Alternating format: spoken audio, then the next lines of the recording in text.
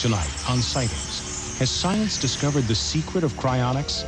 And would you be willing to be frozen to death to extend your life? If it really can be done, I'm looking at immortality. And speaking of immortality, does the dead victim of an electrocution still haunt this house? Something got a hold of my hair and lifted me up. Our cameras captured evidence that even we can't explain. The light in the kitchen's going on and off. And an entire town that believes they've shared past lives together. My name is Millie Sproul now, and during the Civil War, it was Honey. At that point, it started to appear. They had large, dark eyes, claw-like hands. I began sensing and knowing and feeling. I do believe in life after death. I mean, I've been there. We have not scratched the surface of what the mind can do. It's a connection with the unknown.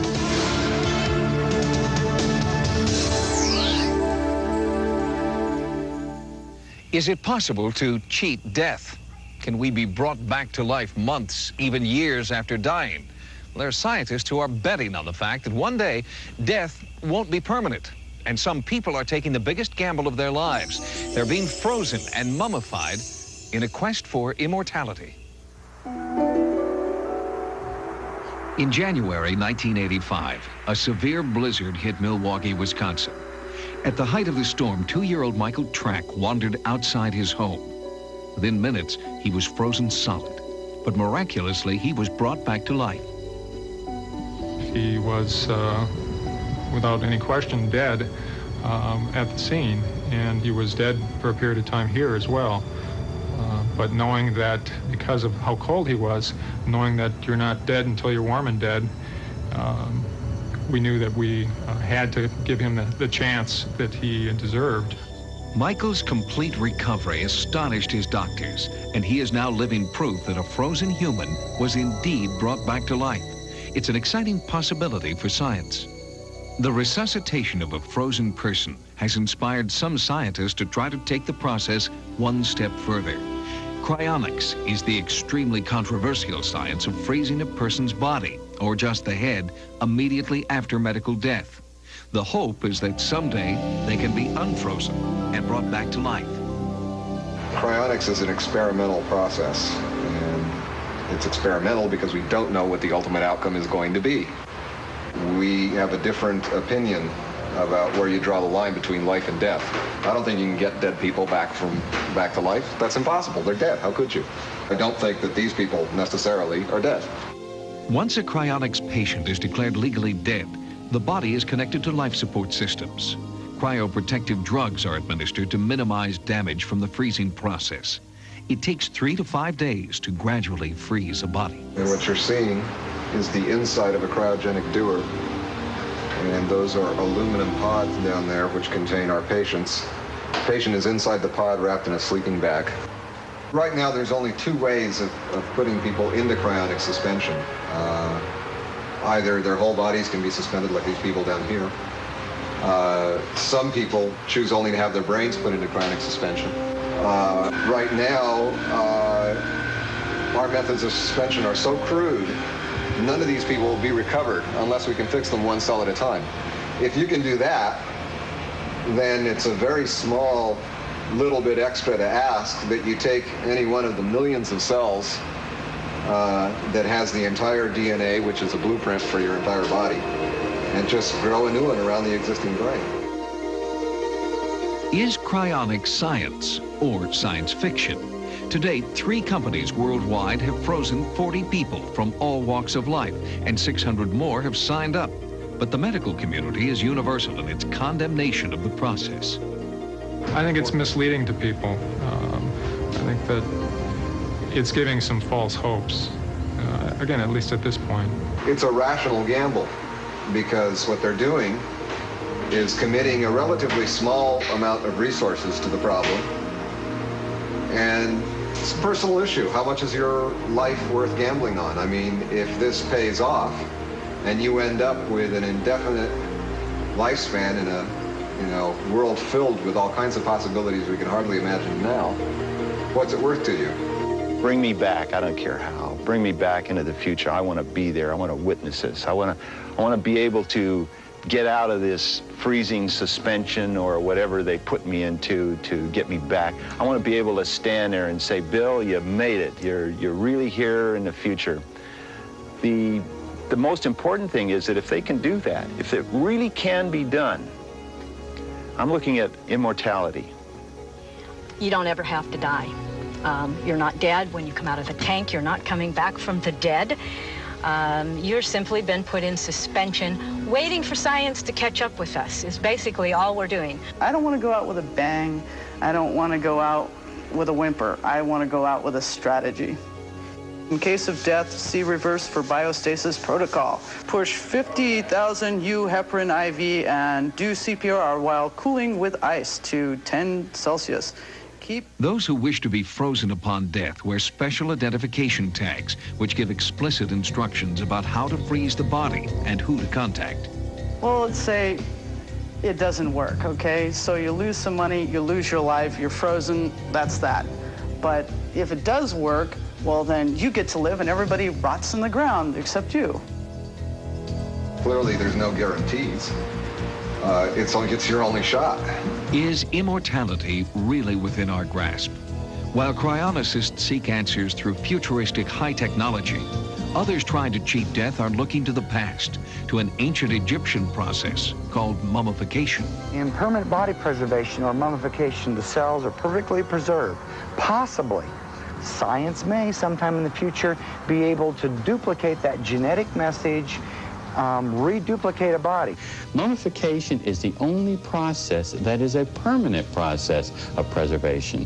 The mummification process, the first step is basically to remove the organs from the body which has been embalmed. Then everything is placed in the vat with the body and it is soaked. This is the preservative, the active preservative.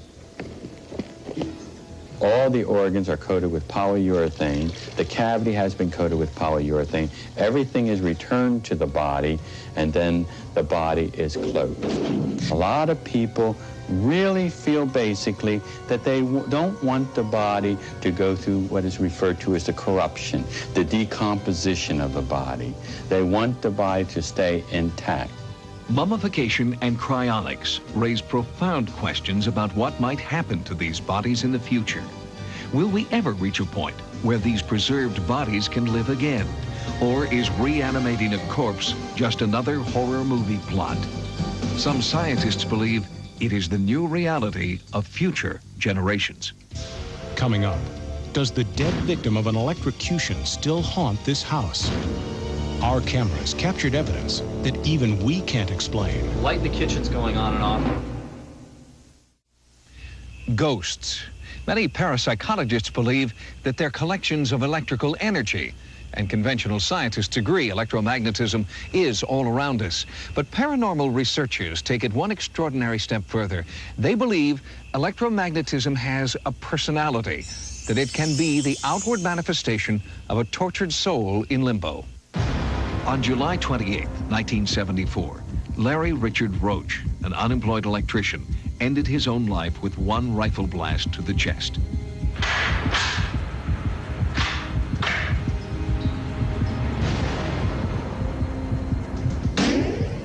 Before his suicide, Larry Roach had been severely injured on the job. Electric shock had left him physically and mentally disabled. He had seizures, was emotionally unstable, and when his wife left him, Larry Roach became despondent and took his own life.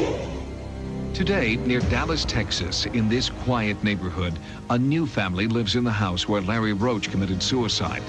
It was supposed to be the Lemonis family's dream house. They finally had a backyard for the children and plenty of room. But their happiness has been short-lived. They believe something is trying to force them out. 3 weeks after we moved in, strange things started to happen. I had walked from the dining room into the kitchen, and about then, something got a hold of my hair and lifted me up, and I started hollering, Pam, Pam, help me. And she turned around and looked, and she said I was just like a haze all over me, like a glow, like I had lit up. Most of the disturbances in the house seemed to be related to strange electrical energy that had an almost human form.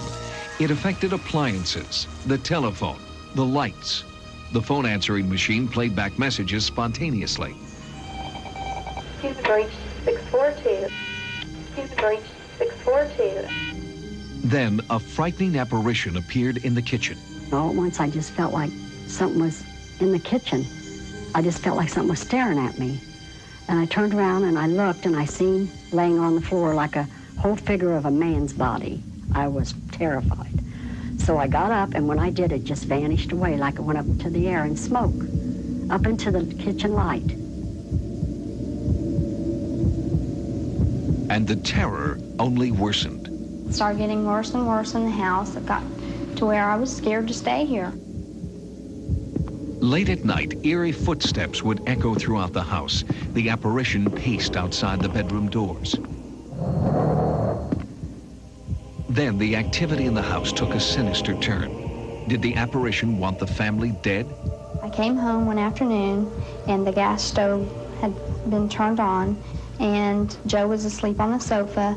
I came in, smelled the gas at the front door, left the front door open because you could not even walk in, and it really scared me.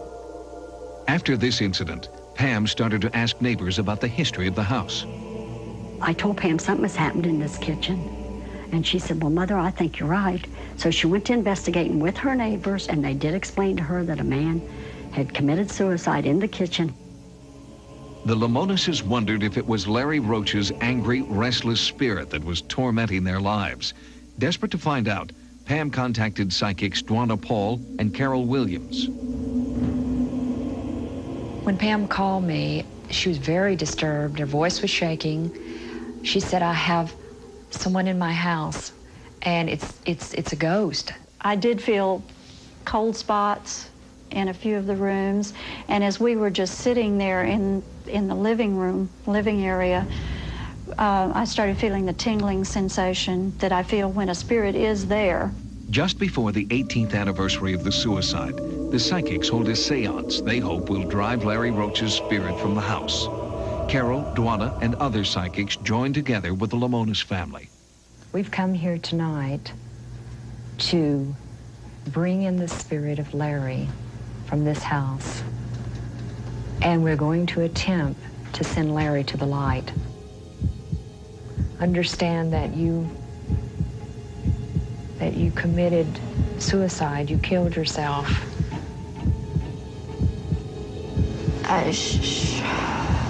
Pull that trigger. A rush of energy fills the room. Pam feels something touching her. He wants to touch my ear. I don't know. Larry, we know you're here. There's no reason for you to be in this house any longer. It's time for you to move into the other dimensions of light. You can no longer stay here. Move toward the light. It was a good seance. I could feel it. I could feel it when the chairs were shaking and everything. I knew it was here. But it did not leave, and I don't think it's going to ever leave this house, because it kept saying over and over in my mind, this is my home, this is my home. To see if a spirit could be inhabiting the home, a Sightings camera operator stays at the house, alone. Okay, there's an awful lot of static electricity in the air right now. Seems to be coming from that tool shed. We found out later the tool shed was the last place Larry Roach was seen alive. The dog's barking at something. There's nothing there. 3:30. I just felt something in the air around this area here, in this hall. The flashlight's going out. I don't understand because I just put batteries in it. The light in the kitchen's going on and off, but I'm not touching it. It's 5 a.m. right now. There's a weird smell. I don't know what it is. There's a lot of electricity in the air. More now than before. The warning light on the camera's on. Why are the batteries, Doctor? Larry Roach seems to have made his presence felt, even to our crew member, and the Lamonises still fear the unearthly phenomena in their home. In the coming weeks, we'll return to Dallas for an update. Coming up next, an entire town that claims to have shared past lives together. My name is Millie Sproul now, And during the Civil War, it was honey. Our investigation uncovers startling evidence of reincarnation. When Sigmund Freud first introduced his theories about the importance of hypnosis, he was laughed at and ridiculed by his colleagues. Since then, hypnotherapy has gradually gained widespread acceptance. But now, a controversial new type of hypnotherapy is once again asking us to look at our lives in an astounding new way. It's the serious study of past life therapy. Even traditional doctors are starting to wonder if hypnotized patients can really recall that they have lived before in a different body. I got involved at first with past life therapy as a seemingly spontaneous or accidental thing. I was chairman of psychiatry, very much academically trained and left-brained. Dr. Brian Weiss is a respected psychiatrist and author of 2 books on past life therapy. No medical organization has come out really and endorsed this. Oftentimes they'll come up to me and say, I've had this marvelous experience, or my patient has, but don't tell anyone. I get that a lot. One startling new case has doctors and hypnotherapists re-examining their beliefs. It all started in the small town of Lake Elsinore, California. Here, under hypnosis, more than 30 people all recalled that they had lived and died together more than 100 years ago. Under the guidance of Marge Reeder, a hypnotherapist for 16 years, Maureen Williamson was the first to speak of this shared past life. There was an incident that happened to me when I was real young, and I was interested in the details. It started initially with a name, and the name I had come up with was John Ashford. She said, oh, he's my husband. Well, that was not her husband's name. And I said, well, where are we? Well, we're in Millboro. In Marge Reeder's practice, it's not unusual for someone to recall a past life, but what happened next startled the hypnosis community. So then she looked at me and she said, I saw Joe back there. And I said, Joe who? She says, Joe Nazarowski. He owned a security office down here on Main Street. Joe Nazarowski came to see Marge Reeder and without prompting told stories that were strikingly similar. During the Civil War time, I went to Millboro, and my primary function there was that in the event that the war were to go badly for the Confederacy, to blow up the tunnels so that they could not use those materials against our military. Marge probed deeper with Maureen, and she recalled that even more people from Lake Elsinore could have had a history in Millboro, Virginia. And then she said, I saw Millie back there. Barbara Roberts was sitting in the room, and Barbara wrote me a note and said, ask her if I'm there. And I said, is Barbara Roberts back there in Virginia? She says, yes, she's my mother-in-law. She's John's mother. And from there on out, it just snowballed. Maureen, who was the first to speak of Millboro, brought her husband in to see Marge. Under hypnosis, he recalled that he had been Maureen's lover in Millboro. Marge and I have found out, under regressions, is that I am still in love with a lady, and I always have been for 130 years. The Civil War, for example, is a very popular period. A lot of people have been there. I have people finding their own grave sites. They find their names. They know their way around, and they've never been in that area before. So this is extremely possible, probable, and I applaud this research. This is the type of thing that more people should have the courage to do. Marge Reeder has documented the first case of mass regression in her book, Mission to Millboro. As amazing as these stories are, skeptics argue that Marge was somehow influencing her patients unconsciously. So we decided to go on our own mission to Millboro for evidence of this shared past life. Our first step was to search for a boarding house, which almost everyone had spoken of under regression. And we found it.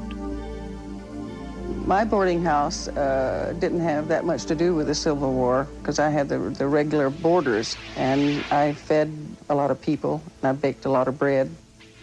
Under regression, nearly everyone recalled a graveyard where Maureen, as Becky Ashford, was buried. Just outside of town, we found a family plot.